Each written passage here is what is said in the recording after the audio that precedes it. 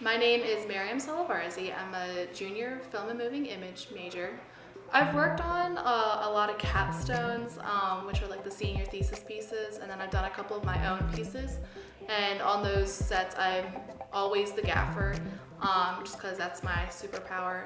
So if someone says, I want this kind of a light setup, I just want this like halo effect around their head, I know exactly how I can achieve it.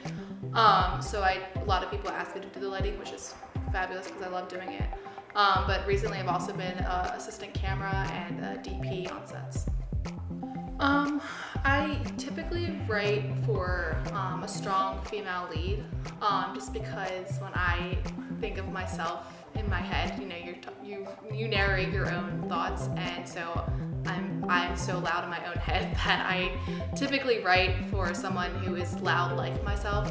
As a woman, it can sometimes be challenging to get the role that I want, just because I have a lot of competition with there's a lot of guys in the film industry and film on Stevenson, and so it's hard for me to always make sure that my voice is heard. But it's just luckily I have a group of people here at Stevenson where I'm able to say, hey, actually I want to do the cinematography, I want to do this role, and we either share it or I get to do the role myself. So it's just more of advocating for yourself and making sure your voice is heard. It was worse for the past couple of decades, but recently I think with the movements like Time's Up or Me Too, there's more of a awareness for people, because people are like, oh, this actually is affecting me, or it's affecting my neighbor, or this is really something that's happening, and this is not something that I just see on TV and I can't relate to. So I think it's making people think maybe I should, look for more a diverse crew, or give people these opportunities and not be as judgmental towards whatever it is that you may have a prejudiced thought about. So I think we're getting there slowly, very slowly, but I think that we'll get there. If you're an employer and you have a list of resumes and everybody's equally qualified, maybe give the chance to somebody who maybe they won't get it because of the color of their skin or because of their gender. And then there's all other ways of doing it, like writing in characters into your films where maybe it's maybe this character's transgender, or maybe this person is of another race. You don't necessarily have to be transgender or of that race to write about them.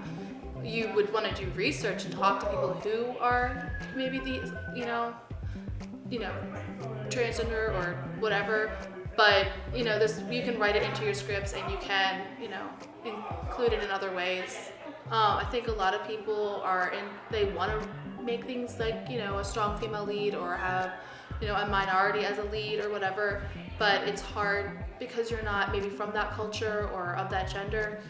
And I don't think that's something you should necessarily be afraid of, because if you continue to just be like, well, I want to, but I'm not going to because I don't want to offend, you can't really help anything because you're not willing to actually say anything. So instead of just maybe run it by a few people who are of that culture and let them tell you what they think, or go to that country and learn what it is they're doing.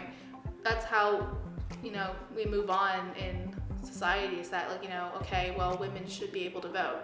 Well, you have to get enough women to voice their opinions, because one person's not going to be able to change this ruling for the entire country. So it's just making sure that everybody is if you have an opinion, then state your opinion and be a part of the movement.